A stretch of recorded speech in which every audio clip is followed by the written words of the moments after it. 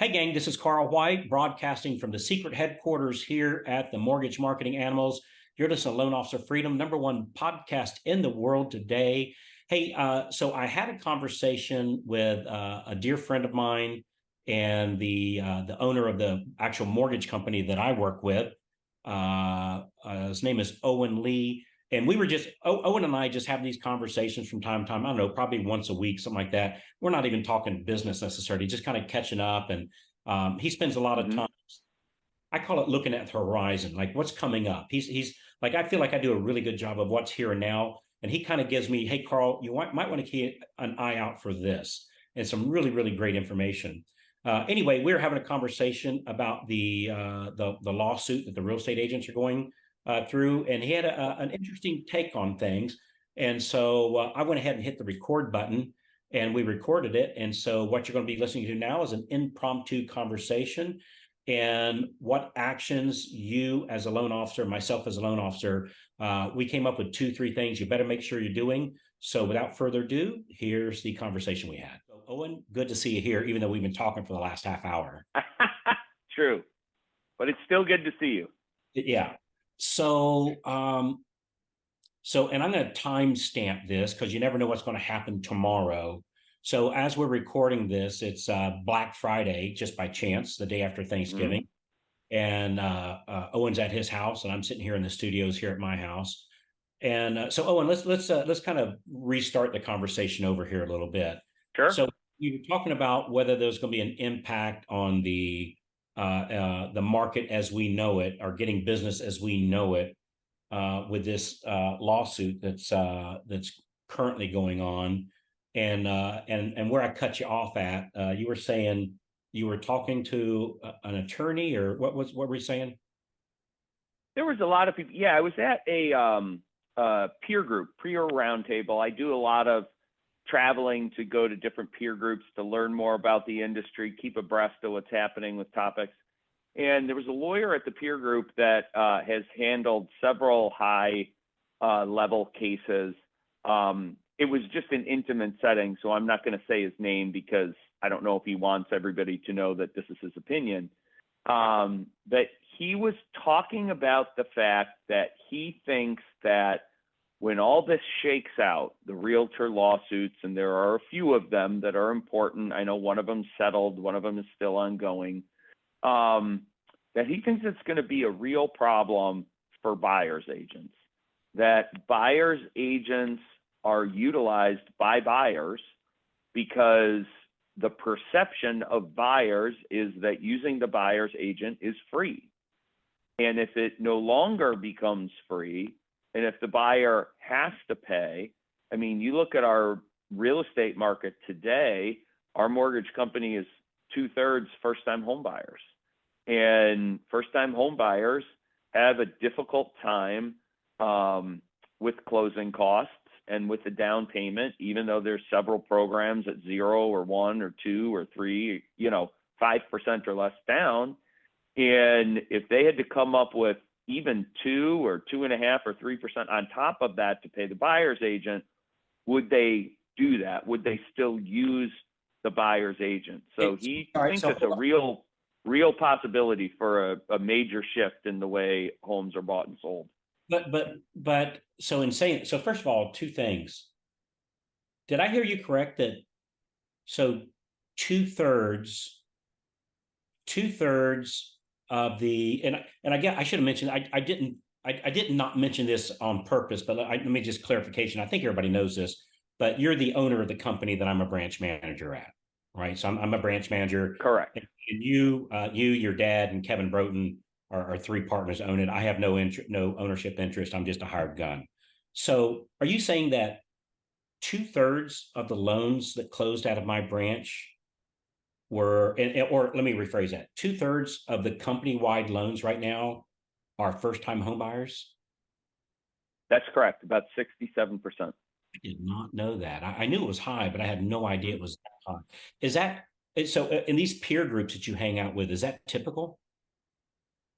So 67% is higher than average for what's going on right now. I mean, we have a stable of loan officers, as you know, that do an incredible job prospecting with real estate agents, but that number is high for everybody, and it's especially high for us. Yeah. Wow, that's interesting. I would not have thought that it was that high. So, all right. So, and I feel a little bit like remember that old show, and we're gonna be showing our age. So a lot of people Yeah. have no idea what you're talking about. There used to be a show called Point Counterpoint. It was a little bit of a debate that would go, a respectful debate. Mm-hmm. It was on TV. Um, so my counterpoint to that is yes, I think there's going to be a shakeup. Myself and Brian Stevens did an episode on this, I don't know, about a month ago or so here, maybe a couple months ago, Mm-hmm. podcast. And so the consensus we came up with is number one, there's going to be a wealth distribution away from Gary Keller to some attorneys, which may or may not be the Yeah. right. I'm not versed enough to make a judgment of it, and certainly not making any kind of statements for or against Gary Keller. I think he's been a industry icon for years. I have nothing but respect for him. Mm-hmm.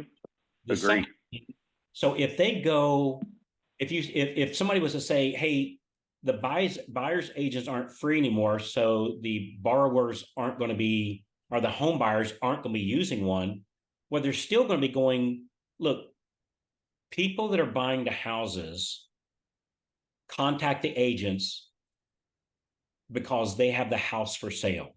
So I ride up and down the neighborhood. I'm looking at a house right now up in North Carolina. Maria and I are, the lovely Mrs. White and I are Mm-hmm. looking for a weekend home up in the Carolinas because that's where one of my kids lives, and we want to have a weekend home. We can go visit her. So, so here in a couple of weeks, we're flying up there, and we're going to be riding neighborhoods. So we're going to be doing that Mm-hmm. before we contact an agent. My suspicion is we're going to see a house. We're going to go, oh, that looks interesting, and then contact an agent, Mm-hmm. and you show us his house. So if somebody was to say, well, they're not going to be using buyer's agents anymore, well, I'm still going to be calling the sign on the house. And that listing agent, in essence, is going to be a dual agent working both sides. So there's, I mean, my Mm-hmm. argument is always going to be a buyer's agent because there's going to be a, at least the way we know it today, there's going to be a real estate agent involved listing the house. It's not, that we've already Mm-hmm. seen that where Zillow, we thought Zillow was going to take over the market, and that didn't work out so well for them so far, or at least the first version of it. And so Right. isn't there always going to be a buyer's agent though? Even if it's a dual agent, that's still a buyer's agent though, right? Well, there seems to be two schools of thought, right? Number one, what you're talking about, which is, it's just another disclosure form we're going to put in the packet for the seller, to sign, and then, he or she will put an additional 3% up. I don't know if that's the case. I mean, if you think about the way houses are purchased, and first let me say, tremendous amount of respect for the work that real estate agents and real estate brokers do. My father was the third person in the state of Michigan to buy a Century 21 franchise in 1976. He was a real estate broker my entire childhood. He did that job for 19 years. Worked for Coldwell Banker when they were corporately owned. He worked on the corporate side. And so I have a tremendous amount of respect because I saw it firsthand. My dad missed a lot of Memorial Day and 4th of July picnics and whatnot because he was working. But there are a lot of people that think that, real estate agents have been protecting that holy 6%, holy HOLY, 6% commission for decades. It's been under pressure for decades. And when sellers find out that they have a choice, that they don't necessarily have to offer up 3% to the buyer's agent, that buyer's agent services, regardless of whether you think they do a lot or they don't do a lot, buyers are not going to pay for it. It used to be that you got a buyer's agent because you needed access to the multi-list because that's where the information is.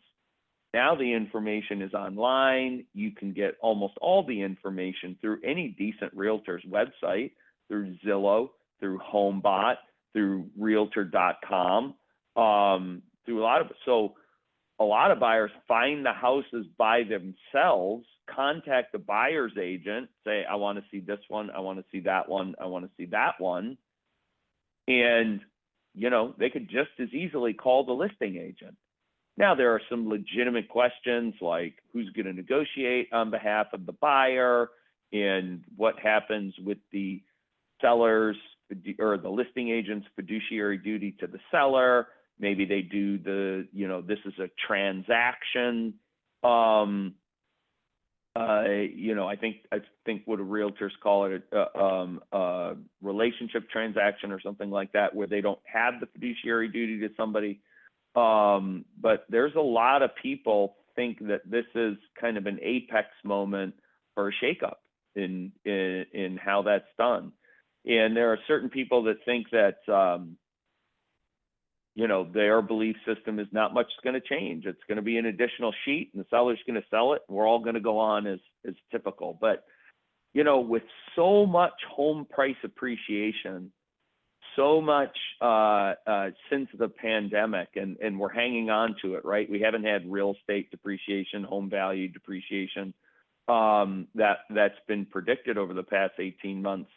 Man, that 6% is a lot of money.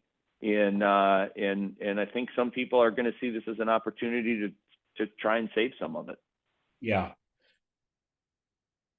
I don't, it just seems to me, so if I'm riding up and down the streets and then I call that the sign that's hanging in front, and let's say it's Realtor Lisa, just a hypothetical name. I call Realtor Lisa, who's the listing agent. So she would just get her 3%. So are you saying then that perhaps, just perhaps, that we may be transitioning to a thing where when you go buy a home, you buy it from the listing agent, the seller pays the 3%. And as far as, this, and again, this podcast, well, I'm sure we have some of our real estate agent friends that we know, love, and adore and respect. Listen to this. This is for loan officers, right? That's a loan officer free name of it. So from our aspect, we really wouldn't change our marketing so much. We would just start marketing to the listing agents because they might be also the buyer's agent. So we'd still look to see how, like we always talk about, you want to make sure that your agents are qualified, which means they had at least 8 buyer sides in the last 12 months or 4 in the last 6 months. I guess that would still, there'd be some sort of a tracking of how many of how many listing agents were dual agents, or even if it's just a single agent, but at the 3%, we would just get a reporting and would start marketing to those. Because, one thing, just like there's 67% of home buyers, at least with our company right now, are currently first-time home buyers. Here's another 67% rule. 67% of all loans, of all purchase loans, close with the loan officer that the real estate agent recommended. And whether that real estate agent is, and I'm using air quotes here, a buyer's agent, or if it ends up under some new trend being the listing agent who's working with the buyers also, from my standpoint, I was going to say we really don't care. Of course we care, because we want to as much take care of the real estate agents have been taking care of us all these years, and they're seeing it. We see them as partners, but I'm still going to be doing the same thing. I'm still going to be marketing to agents that are actually involved in an X amount of transactions, in the last 6 months, to make sure that they're still, somebody that I want to pursue. For me, nothing really changes in all this. I mean, what you agree? Correct. Yeah, I think so. In my tracking of this, and obviously this is a topic of high interest, right? If our loan officers, Carl, have been calling on buyer's agents all this time, and how many buy-side transactions do you have? And the buy-side realtor no longer turns out to be the best referral source. That's going to be something that we have to track and we have to know, right? In order to spend our prospecting time diligent and productively. So I've heard people say it falls into really 3 camps, which is, number one, the listing agent is kind of going to become the alpha dog of the real estate industry, right? The person that has the listings is now going to get phone calls almost like 40 years ago, as if someone was driving a neighborhood like you were talking about, you and Maria, right?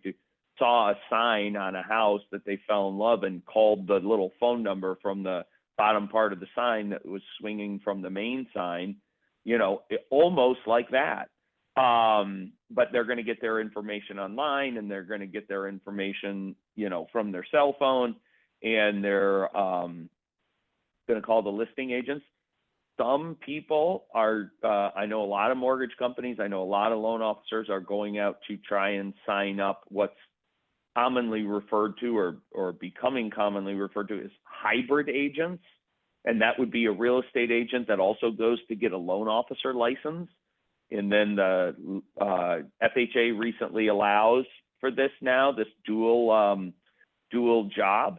They didn't used to for a lot of years, so you could only do this on the conventional side, and then the agent would be compensated for doing 6 of 15 things, which is still the HUD rule that came out in 1991, I believe, in order to get compensated on the loan. And then loan officers would work with these hybrid agents who would do some of the job, and the loan officer would do some of the job. And then I've heard people say that this is a great opportunity for loan officers who use technologies to try and get to the borrower first.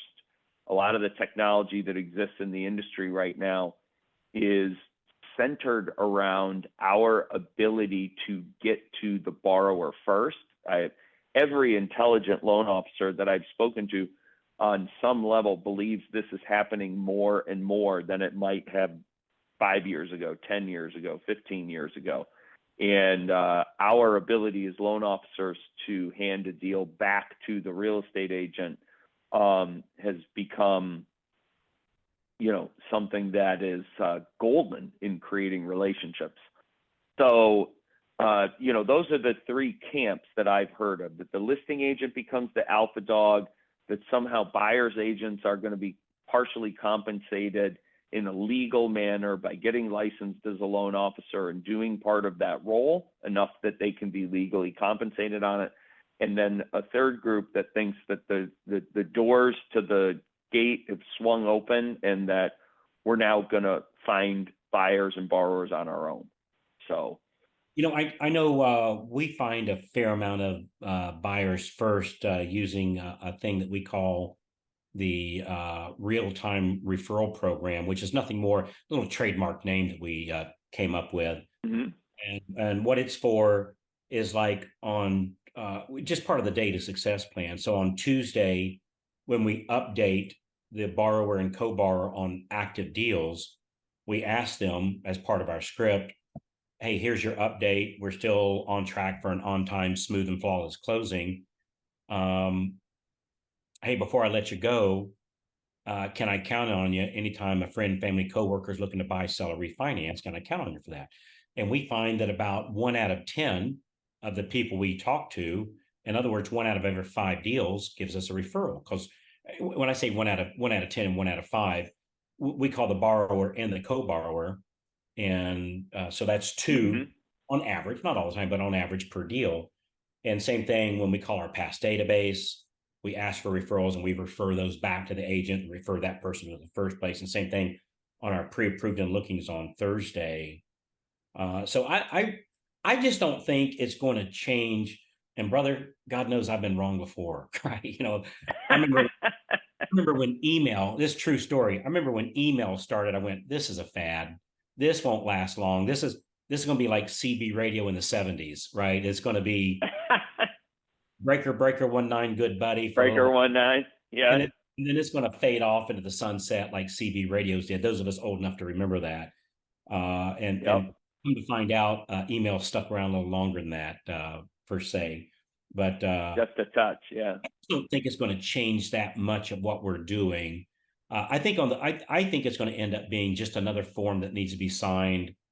Because I think, like, if I was selling my home and realtor Lisa came up and asked me, hey, Carl, do you want to just pay me my 3%, or do you want to also offer 3% to a buyer's agent? You know what I might would do, Owen, I might would say, it depends if I'm in a rush or not, right? If I'm not in a rush, I'd say, well, you know what, let's try it the first 30 days with just you, Realtor Lisa, and what we always used to call a pocket listing, where the listing Mm-hmm. agent doesn't put it on MLS per se. And then after a month, if it doesn't sell, let's throw a little sugar out there to attract, or a little honey out there to attract the listing the buyers agents, um, and offer them that 3%, or maybe be 2.5% and 2.5%. I think that's more common actually, is 2.5 and 2.5. So I don't know. I don't think it's going to. I don't think it's going to change that much for us. I think it's a travesty for our real estate agent friends, and especially the brokers. I think there's going to be a ripple effect on this thing that's going to be massive, and there's going to be a major wealth distribution here that may or may not be the right thing to do, but it's going to happen. I'm pretty sure of that. Because I think what we're going to find Yep.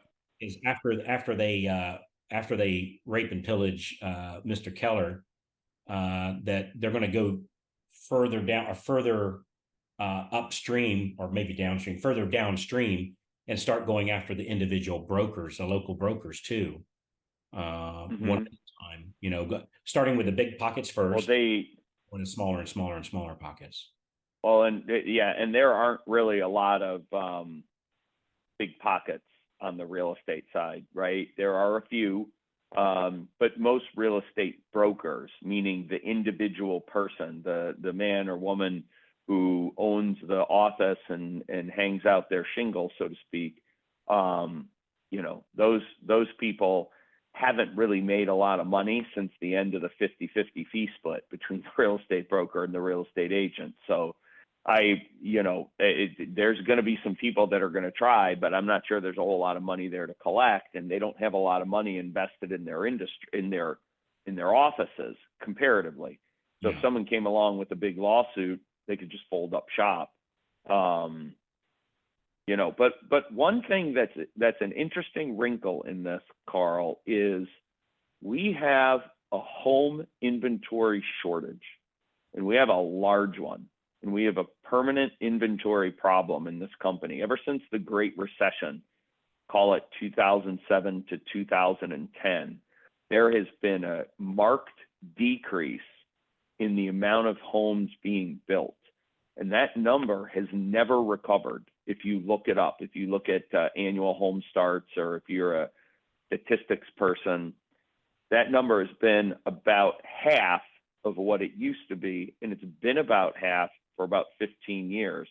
And I just think an interesting wrinkle to this is, when there are not enough homes for sale, you want to get to the agents, the very few agents that have the very few homes for sale.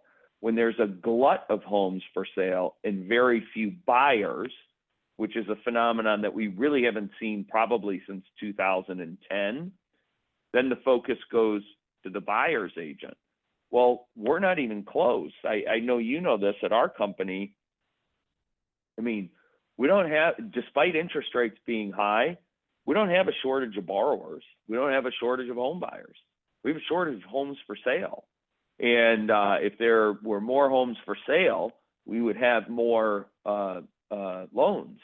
So just a real interesting wrinkle to this is going to be the buyers aren't in demand right now. The listings are in demand. So how does that play into this? That economic force. I haven't heard anybody really talk about that, but I think it's an interesting question, and it's something that could shift more emphasis to the listing agent, because the listing agent already has what most people want, and that is a home for sale, because there is a shortage of homes for sale.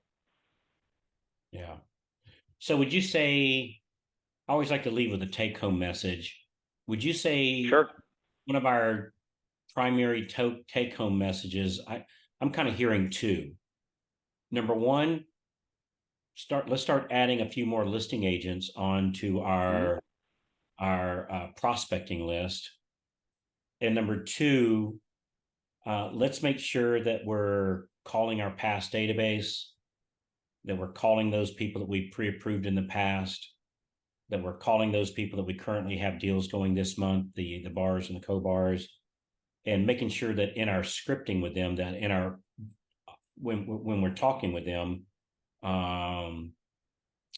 to make sure that we're doing that ask of who do they know who, is the old saying, who do you know who is looking to buy or sell or refinance their home, so that we can start getting that home buyer first. Because, if I keep thinking, if we go after the home buyer, that's a very expensive thing to do in any other fashion. In other words, if I'm just running advertisements to English speaking earth here, hey, do you happen to be buying a home? That can get real expensive, like real expensive. Hmm? And so I think it's just like making sure that we're mining our own past database and our sphere of influence. Anything else for that, or you Yeah. disagree? Well, I think it's really three things. Two of which you mentioned. Number one, I would absolutely add listing agents into to whom I marketed, right? Because I think that's happening more and more, a revival of the, one agent. Because how do people find houses? The one thing that's clear about this lawsuit is people don't necessarily find houses. Again, you used to go to the buyer's agent for two reasons. Number one, because they were free, but also because they had the information. The MLS, what's on the listing, that's not a secret anymore. There's a lot of different places you could get that information. Number two, I would definitely market to your past client database. Carl, I would argue that the average listener to this podcast has a past client database that's greater than the average loan officer out there, a larger sphere of influence. So get with your CRM, whatever CRM you use. Carl, you and I have this conversation all the time. Pick up the phone and call your last, client database. And if you haven't done it in a while, a great way to do it is just call them and say, I'm calling you to say thank you. I'm calling you to say thank you because I've had an unbelievable year, and I think it's due to the tremendous amount of people that I have served previously. Who's going to be offended by a thank you call if they haven't heard from you in a while, right? So pick up the phone. And then number three, I would stay educated. Try and stay on top of this topic. Check back with this podcast, because if something breaks, I know Carl White's going to bring it to you. There's other real estate podcasts too that are very good. Find one or two, maybe in addition to this one, and follow real estate news. Because when that trend starts changing, there's going to be some articles written about it. There's going to be some podcasts written about it. I'm sure, Carl, the Freedom Club's going to be talking about it. The Breakfast Club is going to be talking about it. Mortgage Marketing Animals. So stay in tune to what's going on, because there may be a change coming up. And if you can adapt to that change sooner, you will do better than most. Yeah, good stuff. Anything we should have mentioned today that we didn't? I think we kind of covered this one. Yeah, I think that's good. Mm-hmm. Yeah. All right, cool. Well, man, good stuff. Let's see, what can I do here? I cannot do an episode without having a call to action, right? If Right. I'm a firm believer, if you want something, you got to ask for it. Let's see, what could we tie in? Here, I got it. So as I'm recording this today, here, I'll give you one, Owen. As I'm recording this day, Okay. we said it's Black Friday. So we actually have a Black Friday sale going. I've never done this before, by the way. I've never done a Black Friday. I didn't know that. This Yeah. is my first ever. Diane was saying, hey, we got to do a Black Friday. She's been saying that for the last 10 years. And finally, she's She talked you into it? she's beat me into submission. And so what we're doing is we're doing a Black Friday sale. We're doing an event here in Clearwater Beach, Florida. And it's something that has never been done before. So, Owen, we see a lot of people giving events on what we're going to call old school, right? Proven strategies, Okay. calls, Yep. asking for business, scripting, very phone work, very effective. And then there's other people that do events on technology, right? And Mm-hmm. uh, New school. yeah, new school, a good way of saying it. Uh-huh. So we're doing our first ever event where we're doing both. So we're taking our what we call our daily success plan, which is thousands of loan officers, top producing loan officers across the nation have embraced over the last 20 years that we've been teaching this thing and have Yeah. done Mm-hmm. well. We cannot ignore, and as you are, as our friends are listening to today, you cannot ignore that we have got to start weaving technology into that, and we have cracked that code in AI, artificial intelligence, and so it's data success plan accelerated by AI, artificial intelligence. And we're going to walk you through step by step of exactly what we're doing. It's absolutely fantastic information. It's being taught by myself and Chris I think Johns. that's great. Yeah. And so this is not like a list of 15 people selling their stuff and here, go buy this or anything. Not there's anything wrong with that. That's just not what this Uh-huh. is. And so it's a combining of the two. And it's you know what the number one candy bar sold in America is by chance, Owen? Number one candy? I'm gonna go Snickers. That would have been my guess too, but it's Reese's. And so it's Oh yeah, that makes sense. Yeah. yeah. So it's the chocolate and the peanut butter. It's the combination of the two.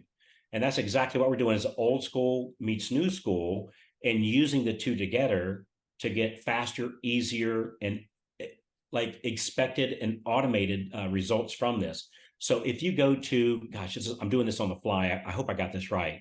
So if you go to, and you might need to pause this and replay this back if you happen to be driving or walking, but if you go to mastermindretreats.com, mastermindretreats with an S.com, and then enter in the code Black Friday 400, all one word, no spaces, Black Friday 400.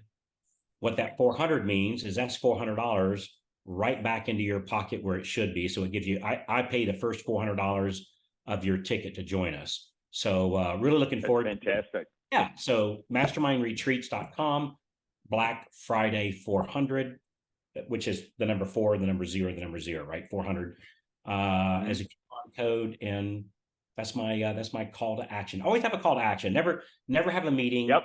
without a call to action ever. No, never. Well, I can't tell you though how important that thought process is, and I know a little bit about the AI that you've been working on with Chris, and I just, number one, I think it's fantastic. Number two, I think the brilliance in it is so many people are excited about artificial intelligence in the mortgage business. So many people are afraid and scared, right, about artificial intelligence, or you hear all these predictions. But to be at the forefront of actually having a program where you can infuse it into what you're doing right now today, not an article, not a YouTube video, I think we've all figured out how to go to Chat GPT and say, write a brochure for this or write a paragraph on that, right? I think we all can do that, but how do you infuse it into your daily business? That can't, typing a prompt into Chat GPT and having them spit out 3 pages of typewritten, that's nice, but it's like a bar trick, right? But you have created something where I can start using it tomorrow and it'll start paying benefits tomorrow. And that's what's missing from all of the artificial intelligence, predictions and different things that I've heard about and seen, is you actually have something that if today's Monday, I can be using on Tuesday. And that's something that other people just haven't figured out. So kudos on that. Kudos to Chris as well. Yeah, good stuff. So you know what it is, Yep. man. I learned long ago, and you might be thinking I'm saying this as a joke, but I'm not. I've learned partner up with really, really, really smart people. And so when I decided Mm-hmm. to put my wagon in the mortgage industry, I thought, who's super smart that can make me look even better, which is not an easy thing. and I thought of you, right? So you came to mind. I said, let me contact and see if he'd be interested in hosting my branch. And same thing when we started working on this artificial intelligence thing. It's like who leads that conversation? And it's Chris Johnstone. Like the dude's a freak of nature. So really good stuff. So Yeah. well, Owen, I Well, I appreciate you. used to have, Look, no, I was just gonna, one quick story. I used to have a sales trainer for the title insurance business. I started in the title insurance business, and that helped me realize that all the money was in mortgages. So I'll always be thankful for the title insurance business for that. But I had a sales trainer called Dale Turner, Dale Turner, and he was fantastic. But he used to say, he had this phrase. He's like, "Are you gonna get out there and do it, or are you gonna fix to get ready?" He called it fixing to get ready. Well, I'm researching all the listing agents, and well, I'm getting my flyer correct, and well, I'm making a cover sheet or whatever you do. Are you going to get out there and do it, or are you going to fix to get ready? And I just think that's the brilliance of what you and Chris have done. It's not fixing to get ready; it's get out there and do it, and it's fantastic. I'm getting ready to get ready. I'm getting ready to get ready. Exactly, But, I've always exactly. thought anytime I go soon as blank, then I'll blank. It ain't never going to happen, right? It ain't never going to happen. It's like Right. I found the secret. The secret sauce. As soon as you hear a great idea, act on it. And if you can from the if you can eliminate the time from idea to implementation and eliminate that time so it becomes like an instant, that's when everything changes for all of us. So Hmm. mastermindretreats.com, Black Friday 400. Appreciate you, Owen. You're an awesome guy. Love working with you, and I love you, Thank man. you, Carl. We'll see you later. Appreciate it. Love you too. Yep. All right. So, hey, thanks for listening. We appreciate you guys. And we'll see you in Clearwater Beach. You're not going to want to miss this one.